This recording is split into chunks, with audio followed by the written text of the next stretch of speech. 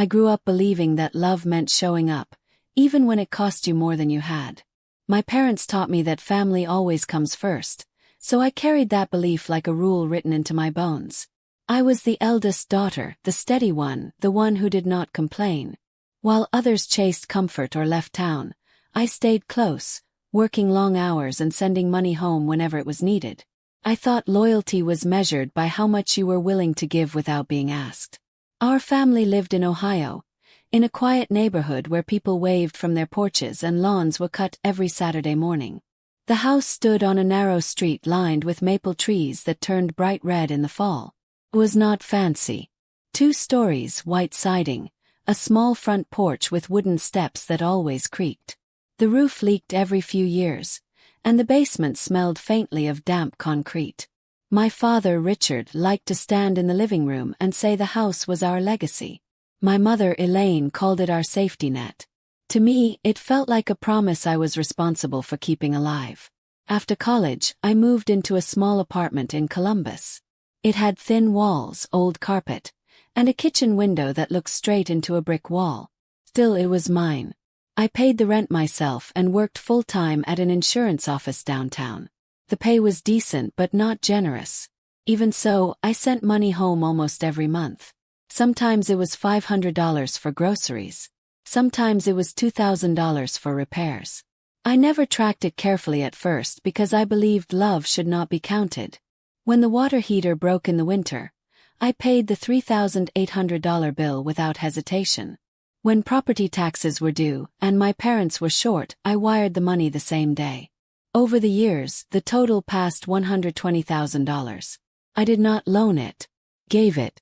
I told myself that sacrifice would be remembered, that one day someone would say my name with gratitude.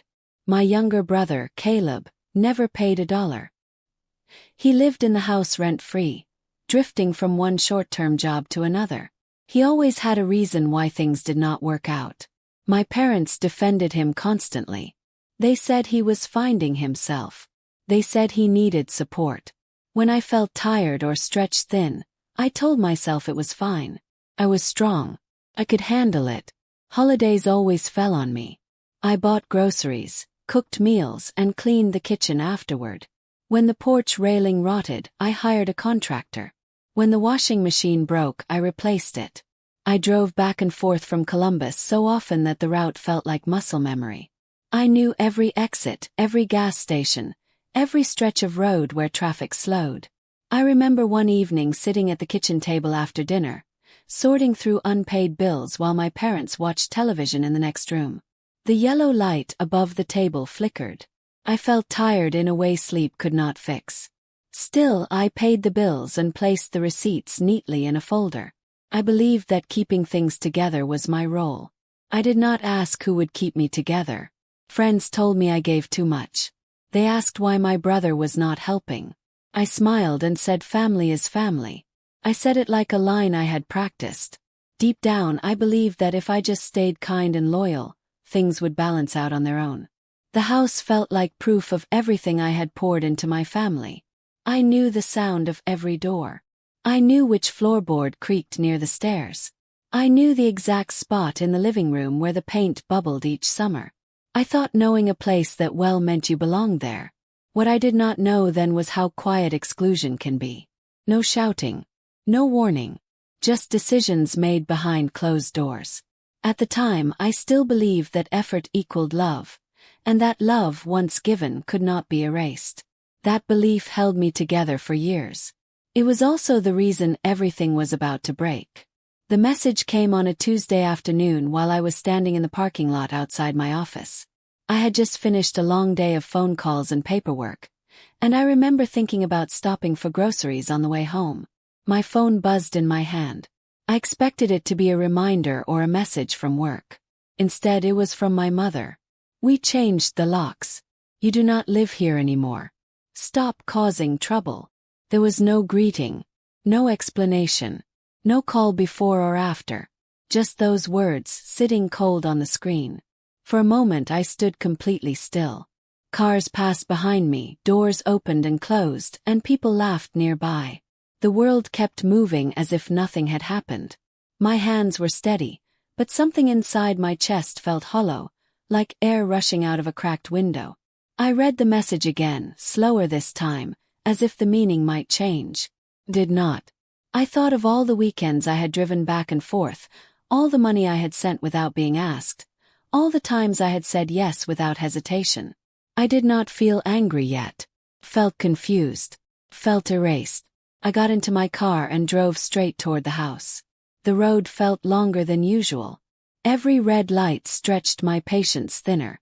I told myself there had to be a mistake, that maybe this was some kind of misunderstanding that would clear up the moment I arrived. Families argue, I reminded myself. Families cool down. When I pulled onto the street, the house looked the same. The maple tree in the front yard stood still in the afternoon light. The porch steps were clean. The porch light was on, even though it was still bright outside. That detail unsettled me more than anything else. I walked up to the door and slid my key into the lock. It did not turn. I tried again, pressing harder, then lighter. Nothing. I stepped back and looked closely. The lock was new. Shiny. Untouched by wear. I felt a strange sense of disbelief, like my body had arrived before my mind fully understood what was happening. I knocked. Once. Then again. Waited. No one answered. I could hear the television inside. I knew that sound. I knocked harder. Still nothing. My phone buzzed again. This time it was my brother, Caleb. Dad says this is best. That was all. No apology. No explanation. I stood there on the porch, staring at the door that had always opened to me, and felt something inside me finally crack. Not loudly. Quietly. Like a thin line splitting under pressure. Inside that house were my childhood photos, boxes of paperwork, old letters, and legal mail that still arrived in my name. In the hallway cabinet were documents I had organized myself, including receipts and records I never imagined I would need. I had left them there because I trusted the people who lived inside. I sat in my car for a long time before driving away. I do not remember starting the engine. I only remember the feeling of being suddenly unanchored, like someone had cut a rope I did not know I was tied to. That night, I slept on a friend's couch in Columbus. She handed me a blanket and a pillow without asking questions. When the lights were off and the house was quiet, the weight of the day finally settled in. I cried into that borrowed pillow, careful to keep the sound low. Not because I lost access to a house, but because I understood something I had refused to see for years. My help had been treated like charity, something optional, something that could be discarded once it was no longer convenient. The love I thought I had earned had never been security. It had been permission, and that permission could be revoked at any time. I thought about all the moments I had swallowed my frustration. All the times I had told myself to be patient, to be kind, to not rock the boat. I realized that being quiet had not protected me, had made me invisible. The next morning I woke up before my alarm. The room was filled with early light, soft and pale. For the first time in days, I did not reach for my phone immediately. I lay there and breathed, slow and steady. Something had shifted overnight. The sadness was still there, but beneath it was clarity. I stopped crying that morning. Not because it no longer hurt, but because I knew crying would not change what had happened. I made coffee and sat at the small kitchen table, staring at nothing in particular. I replayed the message in my head one last time, then set it aside. If they thought they could erase me with a lock and a sentence, they were wrong. I had built too much. I had paid too much. I had proof, even if I had never planned to use it. That day, I opened my laptop and began searching through old bank statements and emails. I did not feel rage. Felt focused. Precise. They had closed a door. I was about to open a file. I took 3 days off work and did not tell anyone why. I did not argue with my parents. I did not send long messages or ask for explanations. I knew words would not protect me anymore. Facts would. I turned my small apartment into a quiet workspace and began doing what I had always done best. I organized. Focused. I prepared. I started with my bank records. I logged into every account I had used over the past 10 years and downloaded statements month by month. I highlighted transfers sent to my parents, checks written for repairs, and payments made directly to contractors. Each number felt heavier than the last. What I had once thought of as help now looked like a trail.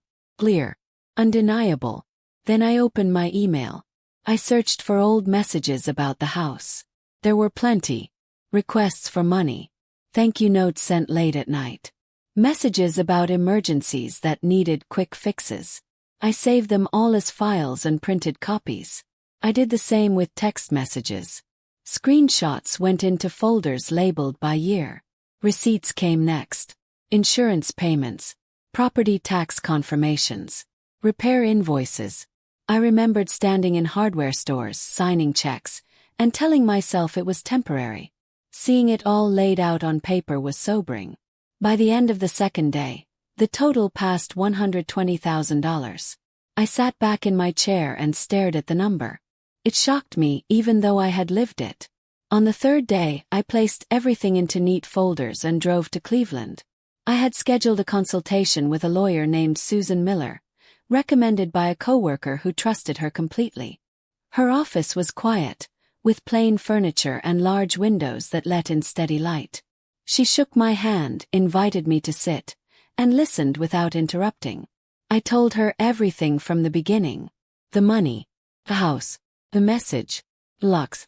I expected questions. Instead, she asked me to slide the folders across the desk.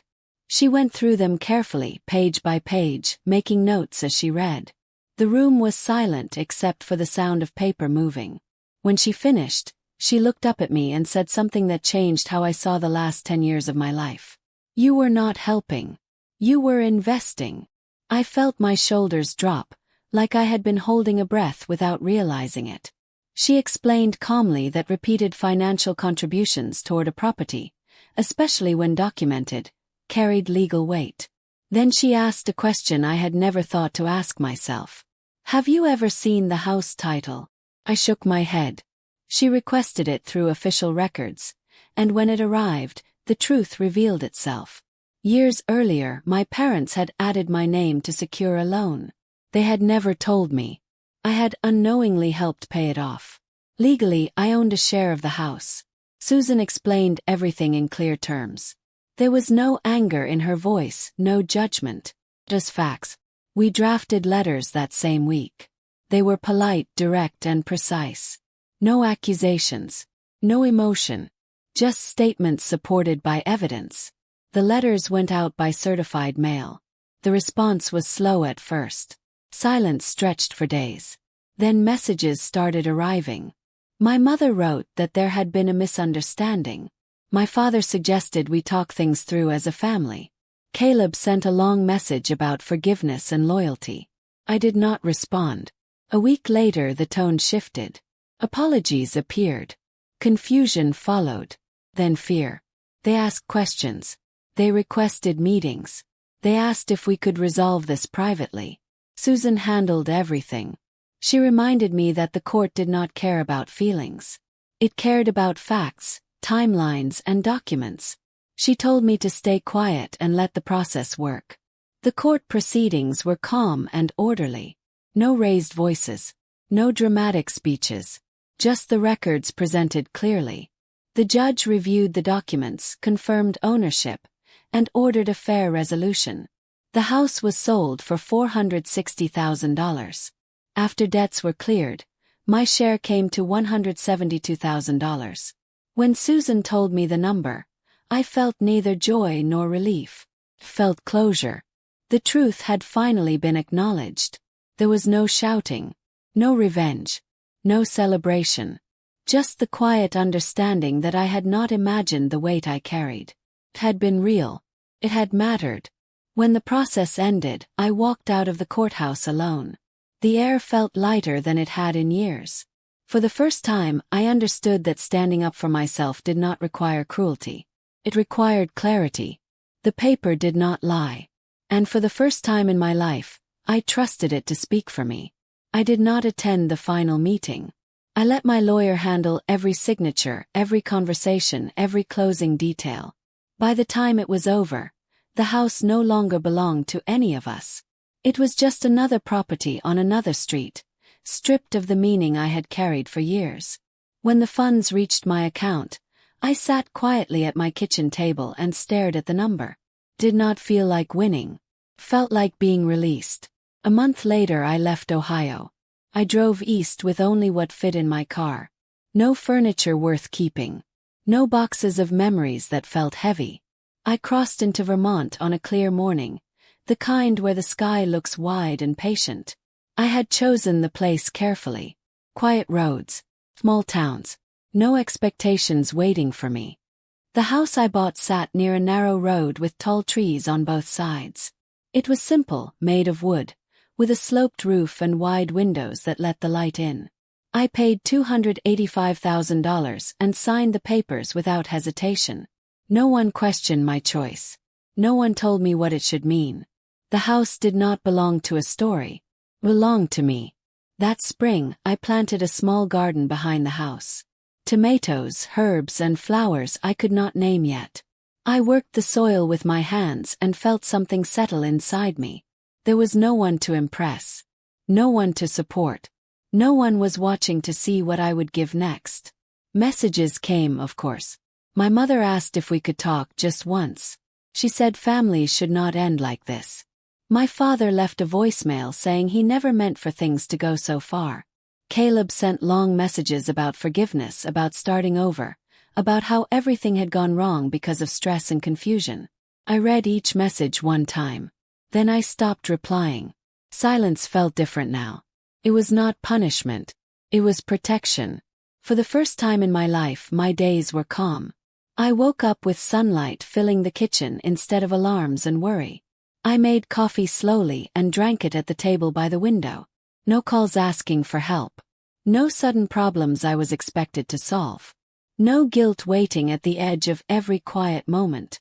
I began to understand how much energy I had spent trying to earn love that was never meant to be balanced. I had confused responsibility with belonging. I had believed that if I gave enough, I would be safe. But safety does not come from being needed. Comes from being respected. People sometimes ask if I regret what happened.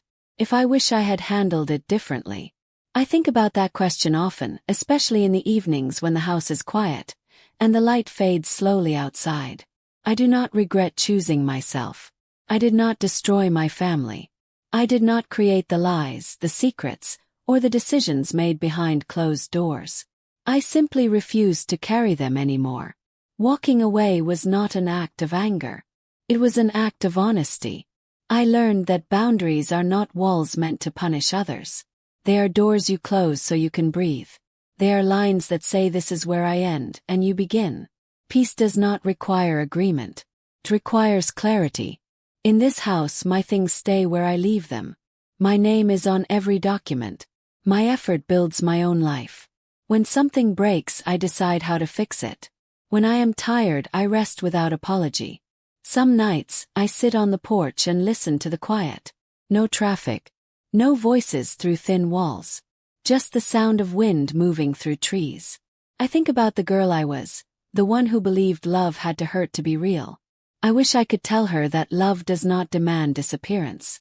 Justice did not arrive with noise or drama. It did not raise its voice. It did not ask for applause. Justice packed its things.